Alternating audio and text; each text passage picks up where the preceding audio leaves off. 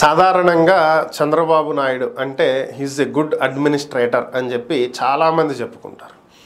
ఈ పార్టీ ఆ పార్టీ అనేదేం లేకుండా TDP, Janasena, BJP, Congress, YCP అందరూ, వైసీపీలో కూడా చాలామంది మాట్లాడుకునేటువంటి అంశం, ఈవెన్ ప్రభుత్వ అధికారులు కూడా మాట్లాడుకునేటువంటి అంశం. అడ్మినిస్ట్రేషన్లో చంద్రబాబు ది బెస్ట్గా చేస్తారు అనేది అందరూ మాట్లాడుకునేటువంటి అంశం. మరి అలాంటి గుడ్ అడ్మినిస్ట్రేటర్ 14 years చీఫ్ మినిస్టర్గా ఉన్నటువంటి సుదీర్ఘ అనుభవం, 4వసారి ముఖ్యమంత్రిగా ప్రమాణ స్వీకారం చేసినటువంటి వ్యక్తి. ఈ రికార్డు దాటాలంటే ఏపీలో నేతలకి చిన్న విషయం కాదు, 4 సార్లు ముఖ్యమంత్రిగా పనిచేయాలంటే. మరి అలాంటి వ్యక్తి ప్రభుత్వం మీద పట్టు కోల్పోతున్నారా అంటే అలాగే అనిపిస్తుంది. ఎందుకని అంటే ప్రభుత్వ ఉద్యోగుల కోసం గత ప్రభుత్వం తీసుకొచ్చినటువంటి pension scheme GPS, guaranteed pension scheme, దీన్ని గత ఏడాది 2023 అక్టోబర్లో జీవో తీసుకొచ్చి అసెంబ్లీలో బిల్ పాస్ చేసినప్పటికీ కూడా ఇది గెజిట్ విడుదల కాల. సో ఎన్నికల దగ్గరకు వస్తున్నటువంటి నేపథ్యంలో ఇప్పుడు దీన్ని అమలు చేస్తే ఓటు బ్యాంకు రూపంలో తీవ్రమైనటువంటి వ్యతిరేకత ఎదుర్కోవాల్సి ఉంటుంది అనేటువంటి ఉద్దేశంతో గత ప్రభుత్వం దీన్ని అమలు చేయలే.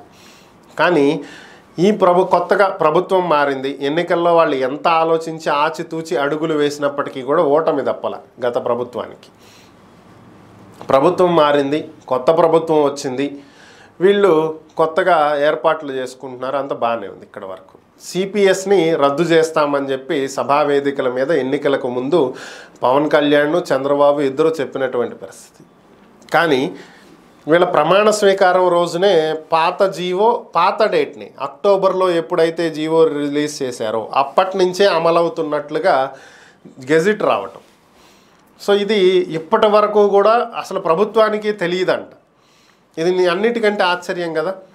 ప్రభుత్వం నిన్న చంద్రబాబు గారు సీరియస్ అయ్యి దీని మీద విచారణ జరపాలని, ఎందుకు ఈ విధంగా గెజిట్ రిలీజ్ చేశారో తెలియాలని, ఇప్పుడు ఎందుకు దీన్ని తీసుకొచ్చారనేది తెలియాలని చెప్పి ఆయన ఆదేశాలు ఇవ్వటం. మరి గెజిట్ విడుదలైనటువంటి నెల రోజుల తర్వాత ప్రభుత్వం గెజిట్ రిలీజ్ చేసిందని తెలిసిందా? ఇది నిజంగా ఎంత ఆశ్చర్యకరమైనటువంటి అంశం. గుడ్ అడ్మినిస్ట్రేటర్ అని చెప్పుకునేటువంటి చంద్రబాబు నాయుడు తన కింద పనిచేసేటువంటి ఐఏఎస్, ఐపీఎస్ అధికారులు ఎవరైతే ఉన్నారో వాళ్ళనే కాదు, ప్రభుత్వ అధికారులు ఎవరైనా కావచ్చు, వాళ్ళ మీద నియంత్రణ కోల్పోయారా? ఈయన చెప్పింది విననటువంటి పరిస్థితుల్లో వాళ్ళు ఉన్నారా? ఈయనకి తెలియకుండానే జీవోలు రిలీజ్ చేయటం, గెజిట్లు చేయటం చేసేస్తున్నారా? ఇది నిజంగా ఆశ్చర్యం కలిగించేటువంటి అంశం కాదు. ఒక ప్రభుత్వ అధినేతకు తెలియకుండా ప్రభుత్వంలో పనిచేస్తున్నటువంటి ఉద్యోగులు నిర్ణయాలు తీసుకోవటం, వాటిని అమలు చేయటం, ఫైనల్గా ఇది నాకు ఇప్పుడే తెలిసింది, ఇది ఎందుకు చేశారని చెప్పి ఆయన ప్రశ్నించటం, దీన్ని ఏ విధంగా చూడాలి అనేది ఒకసారి టీడీపీ ఆలోచించుకోవాలి, చంద్రబాబు నాయుడు కూడా ఆలోచించుకోవాలి. ఎందుకంటే ఇది నెగిటివ్ సంకేతాన్ని తీసుకువెళ్తుంది తప్ప మీకేదో తెలియకుండా జరిగింది, పొరపాటు అయిపోయింది అనే సింపతిని మాత్రం ప్రజల్లోకి, ఉద్యోగుల్లోకి తీసుకువెళ్ళదు. కాబట్టి దీని మీద దృష్టి సారించి భవిష్యత్తులోనైనా ఇలాంటివి జరగకుండా చూసుకుంటే బాగుంటుంది.